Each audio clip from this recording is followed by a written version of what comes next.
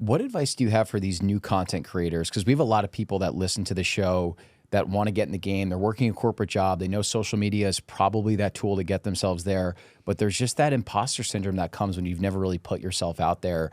I would just be curious, like, what's worked with you? What's worked with clients or people that you know, just to kind of get in the game, build that positive momentum, put some content out there, and get all this incredible serendipity that comes from creating a great brand on social media. Yeah.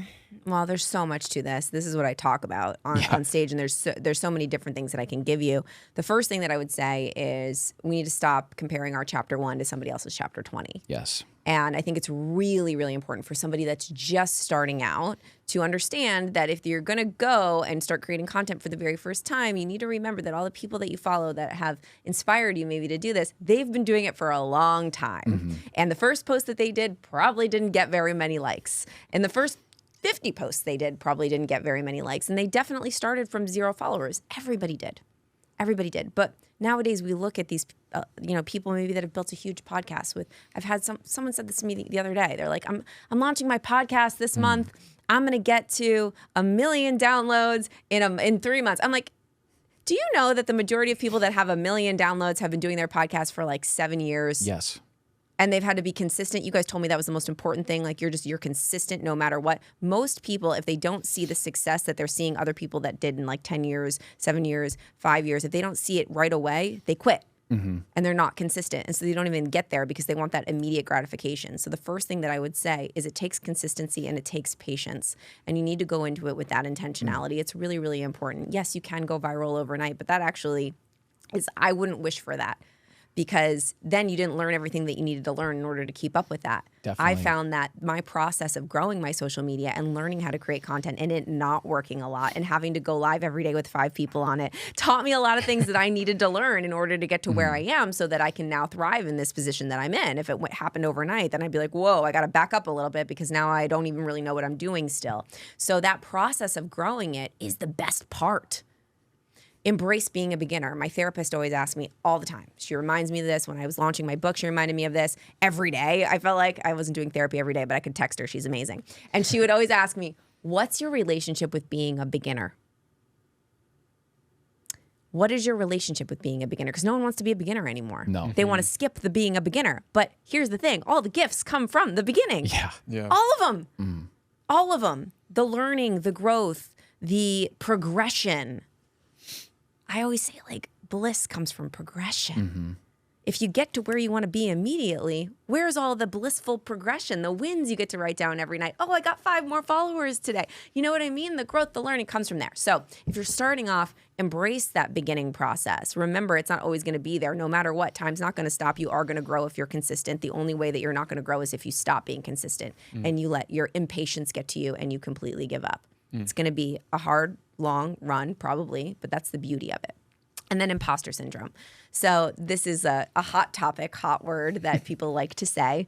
But for me, imposter syndrome is just simply a symptom of fear.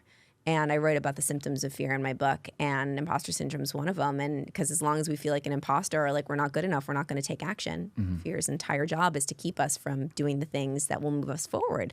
And so feeling not good enough, like maybe everyone's going to figure out that you don't really know what you're talking about. It's a totally common fear that many of us have. I get it regularly, and every time I reach to a new level, I get it again. Mm. And I do have a tool that I use that's a little similar to writing down your wins. That's really great for imposter syndrome. And I use it on the regular. Do you? Yeah. All the time. So I think you're going to like this one. And it actually kind of goes along with writing down your wins because you can add your wins to this. So this I started doing ages ago. I would say ages ago, meaning like maybe like 7 years ago, this was born. And this is called the Badass List. And it happened on accident. I was helping my friend with something, and she had major imposter syndrome. And she was like saying, I can't launch this course. Who am I to do it? I suck, la, la, la. And I'm like, shut your mouth. I think you're amazing. And I was so in awe of this woman. Like, I was like, she was so much better than me in every way, shape, and form. And here's her, and I mean in business and in life. Thought she was just crushing it. She's just an amazing person. And here she was saying that she was terrible and imposter and not good enough. And I was like, let's write down all of the amazing badass things that you've done in your life for a second. And she starts writing down all these badass things that she's done. She's like, fine. I'm like, okay. So she like moved to New York City by herself. She made 7 figures in her business. She ran a marathon. She was on a New York City billboard. She starts writing all these things down. And I'm listening to her. I'm like, oh my God, this woman is spectacular. And then I said, you know what? Why don't you read that list out loud? But I want you to read it like you're reading it about somebody else. Because here's the thing that I found. We spend a lot of time looking on the internet at other people and thinking how badass and amazing and worthy they are. And we forget about the things that we've done that make us worthy and badass and amazing. And we forget that people are probably looking at us like that. So sometimes if we distance ourselves from ourselves and we look at the things that we've done, the accomplishments we've made, the person that we are, as if we're looking at someone else, we can see ourselves in a different light. Yes. And so my friend, her name's Tori, started reading this list as if it was somebody else. And I was like, is this woman worthy of doing this thing that you're scared to do right now with launching this course or this program or whatever it is you're doing? And she's like, yeah, she is. And I'm like, this one's a fucking badass. Yeah. So now I was like, wow, that's really good. I was like, I'm going to make a badass list.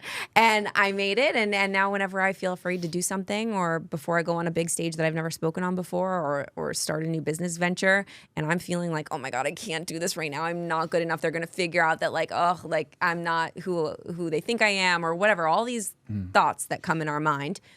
I read my badass list out loud. And I remind myself, oh, if I can do all these things, I could do this. Yeah. I love the concept of the badass list. David Goggins calls it the cookie jar. That's what he uses for himself. So he's using the same thing that you're using too. Oh, amazing. I didn't just even to know remind him of all the different races that he's done. If shit ever gets hard, he like reminds himself of that cookie jar of this amazing body of work in his resume over the last 20 plus years. So cool.